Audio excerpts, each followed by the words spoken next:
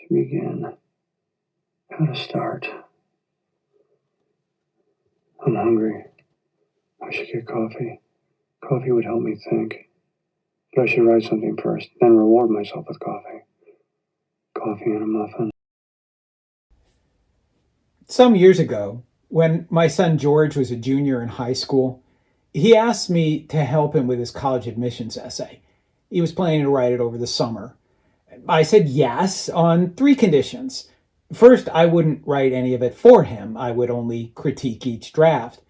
Second, he had to write a lot of drafts. I had no idea how many he would end up writing. Third, he had to prepare to make this the most miserable summer he'd ever spent. When I asked him for a topic, he said, "I'm thinking of writing about my headache." Your headache? Okay. It turned out to be an absolutely brilliant choice. At the end of that summer, he had an essay that not only helped him get into a highly selective college, he and I learned a great deal about what makes a college essay great. And that's what we're going to cover here. Some of you may have seen a few of those techniques on my website, argulab.com, or in my book, Thank You for Arguing. But I'm going to get more specific here. We're going to drill down into a particular kind of essay that I believe can be the most effective and even the most doable for your students. So why did I choose that theme for this conference? The college essay can be one of the most memorable and useful of all high school experiences. I'd rank it right up there with senior prom for combining life experiences, persuasive challenges, and the potential for misery. A personal essay is also really hard to do well. It requires a grasp of storytelling, a keen sense of rhetoric, and a deep awareness of the reader. Plus, it's not just an academic exercise. The admissions essay has a practical impact more than ever, in fact, as colleges pull away from using exam scores to judge applicants. So how do you tame this monster? How do you enable your students to write wonderful essays that actually persuade admissions officers without losing your sanity in the process? The term essay comes from one of my heroes, Michel de Montaigne. He's notable for two things: the wine that his estate made, Chateau d'Yquem. His estate still makes that wine, a Sauterne. It's ridiculously expensive and astonishingly good. And of course, Montaigne is famous for having invented the essay as a literary form. He called it the assay, or in English, the assay. Same word. It's where you melt down a metal or other substance to analyze it, see what it's made of, determine its worth. At the advanced age of 38, Montaigne decided to do this with himself. In the middle of a terrible pandemic, he retreated to his chateau to examine himself, under the assumption that as a human, he shared the most important traits with other humans. By assaying himself, he would assay all of humanity. If you ever want to introduce Montaigne to your students, by the way, you might ask them to read Sarah Bakewell's wonderful book, How to Live. Anyway, that's what your students should be doing when they write an essay for colleges. They're assaying themselves to show their worth as candidates, to make an admissions officer fall in love. But here's where many, even most students, get themselves in trouble. Young people think it's necessary to be interesting. You can hear a parent say that to the kid. Just say something interesting about yourself, which is the worst thing a parent can say. The absolute worst thing, because it's basically telling the poor kid the lie. Kid, you're just not that interesting. I mean, werewolves are interesting. Teenage werewolves, not interesting. Vampires, interesting. Teenage vampires, I wouldn't even let them into their safety schools. Don't get me wrong. I bet there are some fascinating teenagers out there. But the really interesting ones probably shouldn't go to college at all. They probably should go to prison. Anyway, don't try to be interesting. That's rule number one. Also, and this is closely related, don't brag about your awesomeness. Admissions officers tell me they get way too many of these types of essays. How I learned I was an amazing leader. As captain of my soccer team, we were about to lose the championship when I discovered at the last minute that I had the ability to inspire my teammates. Or, the day I discovered that foreigners are actual people. My rich parents sent me abroad so I could learn to use empathy in every other sentence. Oh, and extra points if you use journey as a metaphor. Or, my grandmother taught me values and then she died. Actually, that last one doesn't count as bragging. It's just that admissions officers tell me they're sick of reading about dead grandmothers. Sorry, that probably came off as rather insensitive. Besides, so what if a kid wants to confront her own mortality through her first real experience of a deceased human? Why not let her? I'll tell you why. Because the college essay is not just a literary exercise. It's a rhetorical one. And the first rule of rhetoric is it's not about you. Rhetoric is all about the audience. It's about getting and holding their attention, gaining their trust, and convincing them. Before you can do any of these things, you have to know who your audience is. What are their beliefs and expectations? What do they desire? And for that matter, what mood are they in? I can tell you this about your college essay audience. She is generally young, female, a recent graduate of the college where she works. She's idealistic, believes in the value of education, particularly the value of her own institution's education, and she's bored. I'm bored! I'm so bored! She has to read thousands of these essays, thousands of grandmothers and trips abroad and young awesomeness, or she's seeing a wordy repetition full of life journeys and empathy for strangers. Meanwhile, she's looking for something she rarely sees often enough, a particular trait that she usually can't see in a transcript or board scores or even in alumni interviews. Focus on that one thing, and you're on your way to a winning essay, one that hits the bullseye with your audience. And that one thing, let me keep you in suspense for a minute longer because I can already hear your objection. What about the prompts? I mean, what about the questions the Common Application lets you choose from? Well, actually, note number 7, maybe this isn't such a problem. But what about the prompts individual colleges use? Well, as every media consultant will tell you, you should give the answer you want, regardless of the question. In the case of essay prompts, I'd suggest ignoring them at first. Just ignore them, at least until you've written a draft or two. Focus instead on the one thing the admissions officer is looking for, and that is your ability to grow. Every admissions officer I've talked to says that the most winning trait, the one that doesn't show up in transcripts, is this: an ability to learn, to adapt, to change, to grow, reveals the student who will get the most out of a college education. This is especially important for the student who isn't perfect, who didn't do a jillion activities and score perfect grades from age 3 on. Plus, a character's growth and change form the backbone of every great story, which is what every winning college essay should do: show an ability to grow, tell a great yarn. When you look at the prompts, you could see that a personal growth story works for every single one of them. Those prompts are trying to elicit what the admissions officers want to see in a student. So let's talk about how to achieve these things. We're about to go over the details of a very specific kind of essay. I call it the epiphanic essay because it has to do with an epiphany, a discovery, a moment of sudden awareness. It's a device that Montaigne himself used in his best essays, though I made up the term myself. One of Montaigne's best epiphanic essays, for example, tells how he was riding on horseback with his retinue when one of his men tried to gallop past him and accidentally knocked him off his horse. Montaigne was unconscious for a couple of hours, a time he describes as one of absolute calm, perfect bliss, feeling no pain at all. Meanwhile, his servants and his wife say his limbs were flailing and he was moaning as if he was in terrific pain. Montaigne says at that moment he experienced what it was to be close to death, at the moment the soul separates from the body.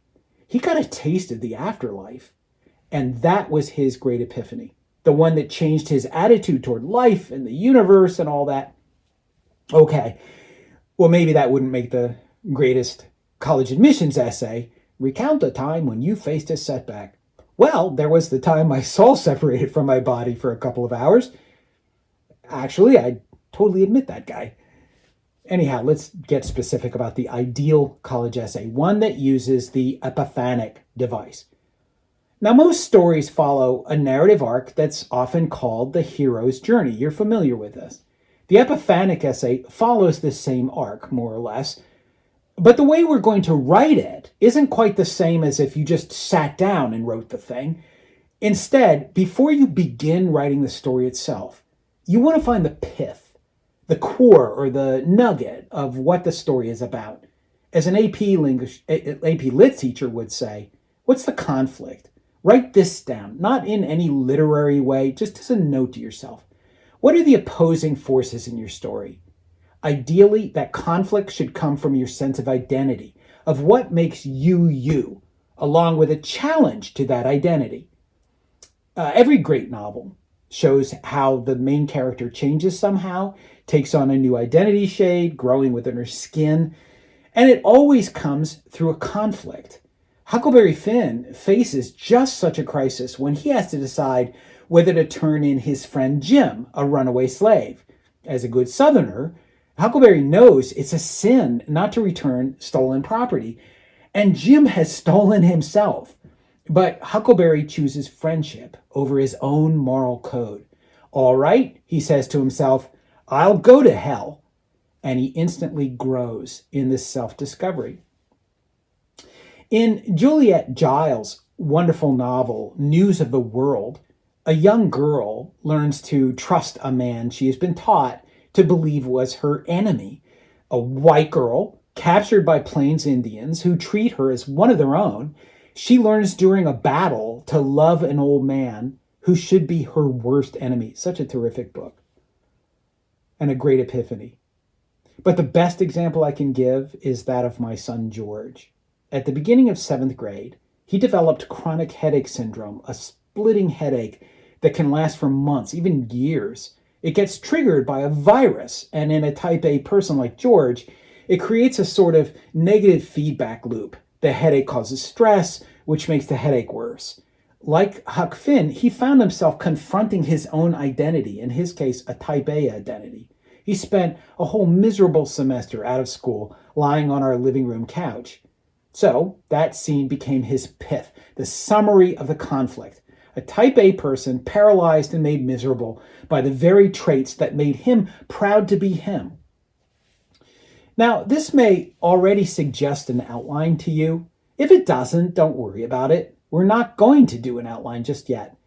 Instead of an outline, let's go straight to the epiphany itself. That's the scene when the scales fall from your eyes and you see the light, when you take on a deeper, wiser, more mature identity and become the person the admissions officer falls in love with.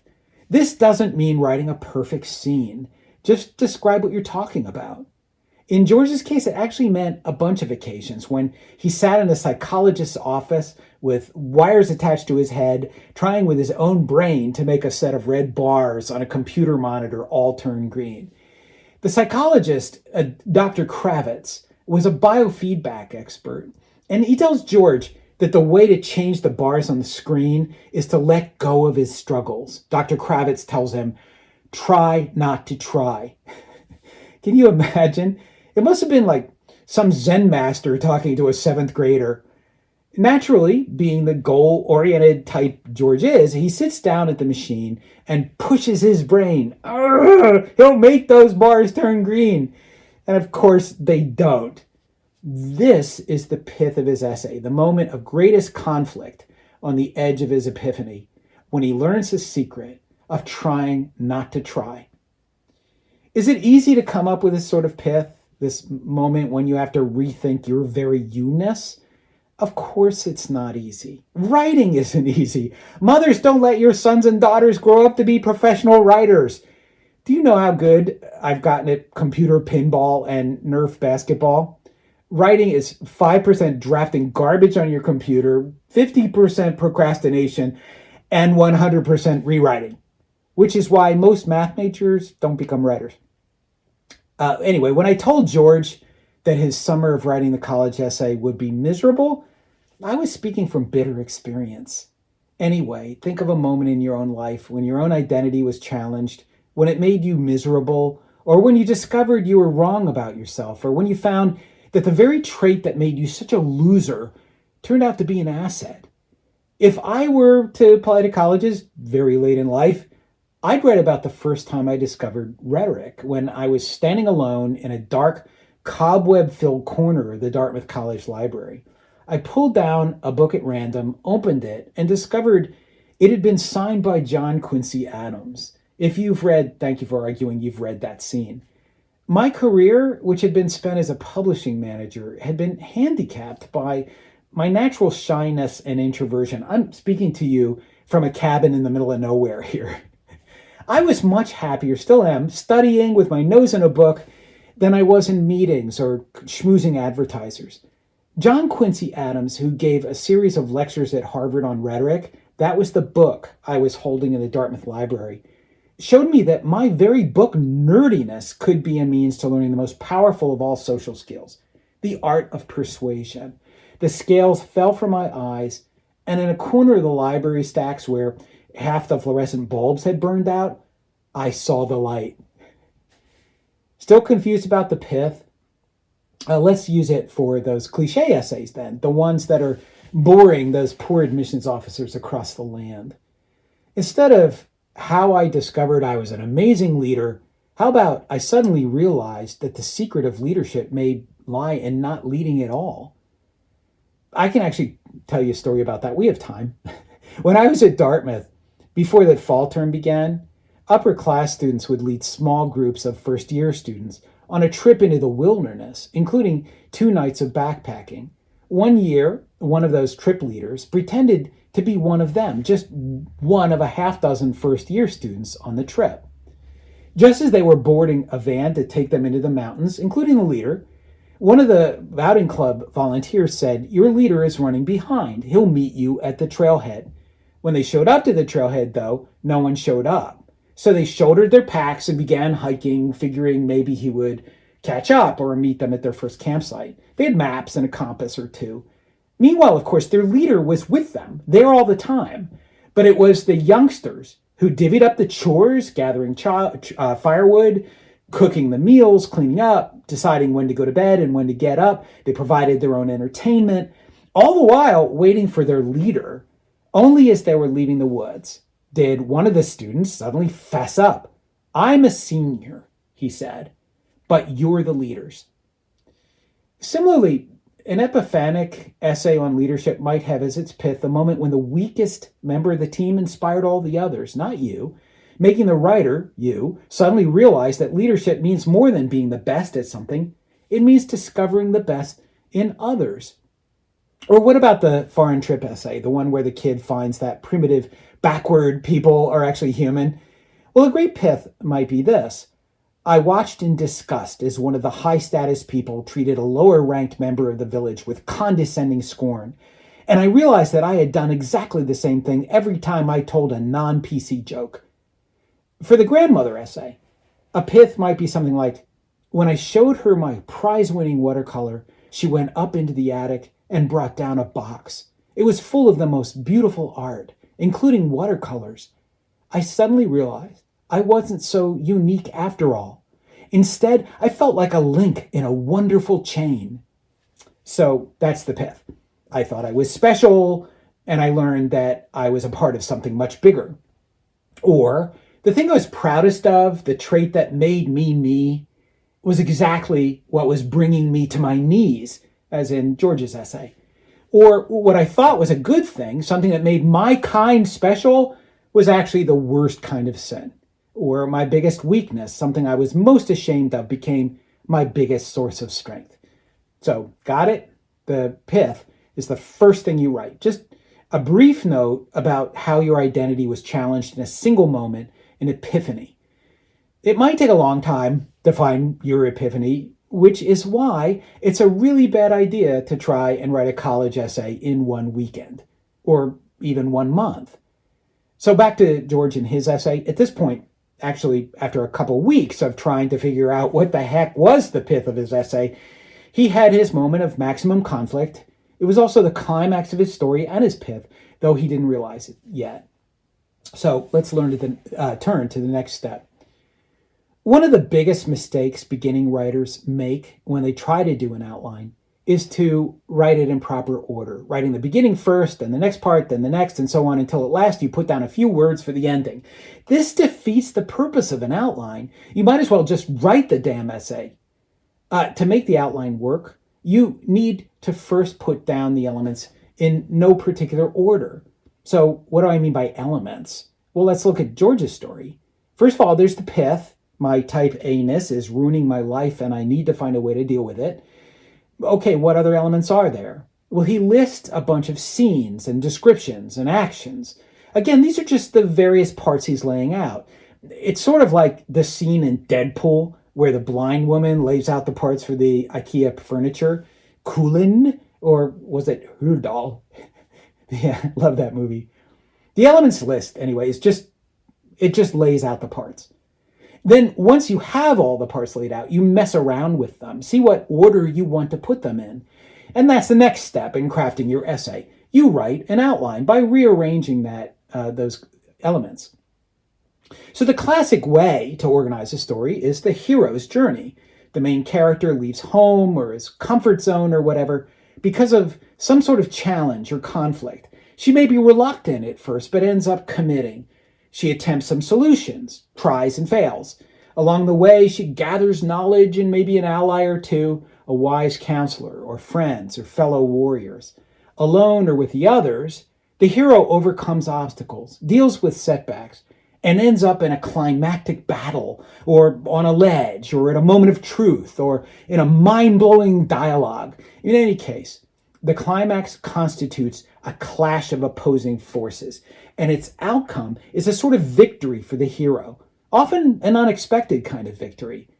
And most important, the hero learns something to take back to the village or to college, whatever. George's essay topic seems perfect for a hero's journey outline. It might look something like this. He arranges the elements in an outline that tells his hero's journey, and he tweaks some of those elements along the way. Note how he begins to ask himself questions. The first question he asks himself is if he should be like Job in the Bible. God gives Job boils, kills his family, takes everything he has, but in the end, Job accepts his fate. God puts everything back to rights. And so let me read you, if you don't mind, I'm really proud of this, the end of George's essay. I'm proud of him. When he asks the questions, and he's staring during this scene at a beautiful picture on the wall of a field of grass. What if I acted like Job? Would my life come back? Maybe this is what trying not to try is like.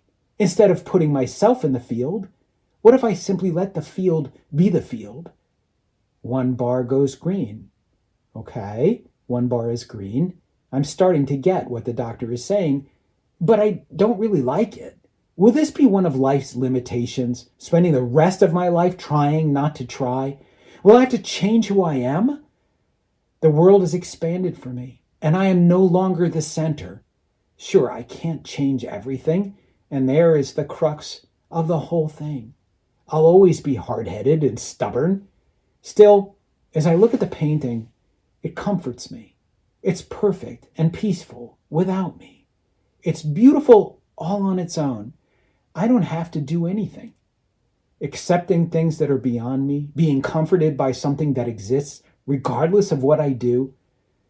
Is this what faith is? All the bars turn green. And that's the end of the essay. Forgive me for bragging about my son here. He actually majored in religion, by the way, and he now teaches high school history. But I think it's useful to see what he did. That essay ended up being one of 5 that were read to the entire first year class at Middlebury College. And I'm convinced it helped George sell himself to the school. He portrayed himself as a seeker of wisdom. one who can grow and change, who's willing to challenge his own identity, and who knows a great epiphany when he sees one, all by writing about his headache, which was entirely his idea. A few more points here. The epiphanic essay, if it's done right, has two additional attributes. The story has a moral. It doesn't have to be stated, but the moral, rhetoricians like to use the word exigence, a perfectly horrible word. Just for now, let's call it a moral. The moral of George's story is pretty clear, isn't it? Find comfort in things that lie beyond your will. Now notice that the moral came last at the end of George's essay. He picks up little hints of that moral along the way before the scales finally fall from his eyes. This is inductive reasoning, which relies on collecting information or truths before reaching a conclusion. Deductive reasoning, on the other hand, starts with a conclusion and defends it. A deductive version of George's essay would begin something like, a truly faithful person is willing to find comfort in things that are beyond his control. And then it would list the reasons why this is true. It makes for a great courtroom summation, or a sermon maybe, but not the best storytelling. Finally, this kind of essay isn't easy to pull off, and it shouldn't be. The epiphany itself comes after a struggle, and so does this essay. The student should be prepared to write the list of elements several times before even attempting an outline. She should then revise the outline and be willing to change it as she goes along. Then she should rewrite dozens of times, making every sentence absolutely beautiful. She should make sure that everything is clean and beautiful, full of cliches. She should work on transitions between paragraphs, making sure that one flows seamlessly into the next, one paragraph into another. And then she should experiment with different endings. Her goal should be making the final sentence, making the reader gasp. Even Shakespeare probably did his share of rewriting. I believe that the college admissions essay is one of the most important pieces of work any student can do in high school, and not just because it can help her get into the college of her choice. It's much more than that. The essay truly is an assay, a self-examination. It's a crucial step to the exam in life, isn't it? And isn't that what a liberal education is supposed to lead to? And I'm not just talking about the aspiring writer. I've worked with students who went on to brilliant scientific careers or became accomplished photographers, successful business owners. All of them tell me that this act of assaying themselves was one of the most fundamental moments in their maturity. Hey, is it worth it? Oh yeah, it's worth it. If you're strong enough. There's an old story I heard at Dartmouth about a classics professor who taught a course in ancient Greek. When only one student signed up for the course, the professor went ahead and taught it anyway. A colleague asked him, "What are you doing teaching only one student?" And the professor reared up and said, "To save his immortal soul." And that is my moral to my story here. Why do you go through the agony of teaching such a torturous writing exercise? To save their immortal souls. So thanks for spending this time with me. I'm looking forward to meeting you face to face, sort of, in the very near future. And in the meantime, thanks so much, AP teachers in general, for all you do for this country and all you've done for me. No, this isn't an argument. Yes, it is. No, it isn't. It's just contradiction. No, it isn't. Yes, it is. It is not.